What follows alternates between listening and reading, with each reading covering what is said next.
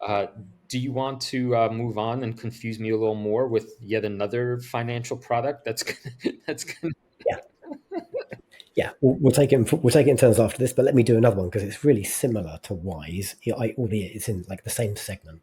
So let me tell you about NuBank, ticker NU on the NYSE Stock Exchange.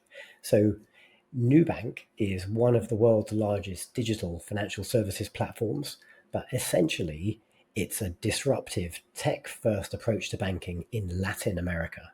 And this is a region that has a large underbanked population, and up until NuBank coming along and becoming like much larger in that region, like it was bricks and mortars banks, really poor customer service, branches that weren't open, huge long lines, just impossible to do anything. So most people didn't have bank accounts. And NuBank have really turned that on its head by having a digital first proposition.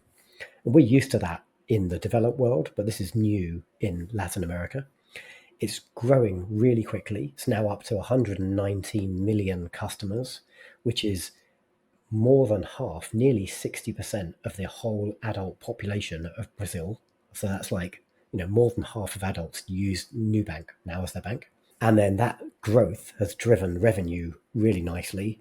It's up to net income, so like truly positive, truly profitable, of $557 million in the latest quarter, which is up 74% year over year on a currency neutral basis. So incredible growth. And it's like dominant in Brazil, but it's aggressively investing its profits in growing in Mexico and Colombia, where it's got a massive opportunity to replicate that like successful flywheel. In Mexico, revenues have doubled in the latest quarter, and they've recently started pursuing a full banking license, which is going to be a key catalyst as they roll out additional products in that region.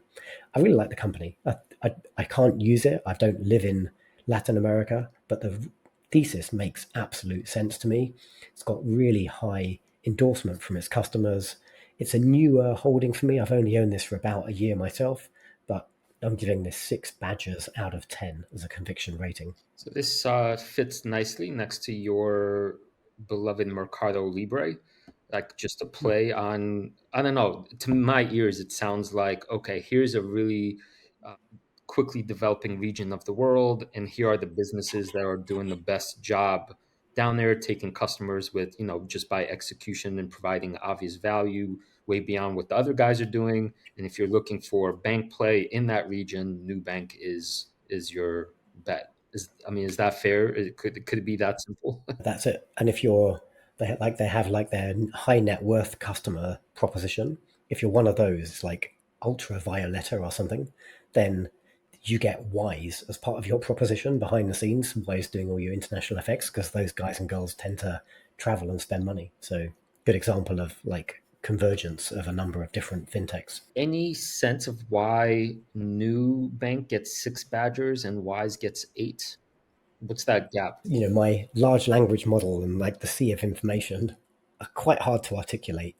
Mainly, I feel like I understand Wise better and I've owned it longer, and I see like Wise platform driving growth for a long time. Like it's every quarter it's announcing new partnerships, some which are quite significant.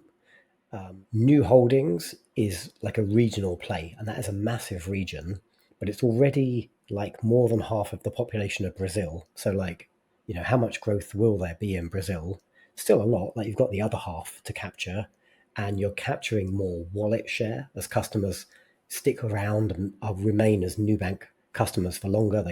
The bank generates more income from them because they take on like additional products. So there's plenty of growth there, but it is a regional play, whereas Wise I see as being more of a global play. Okay, cool. No further questions from me, Your Honor.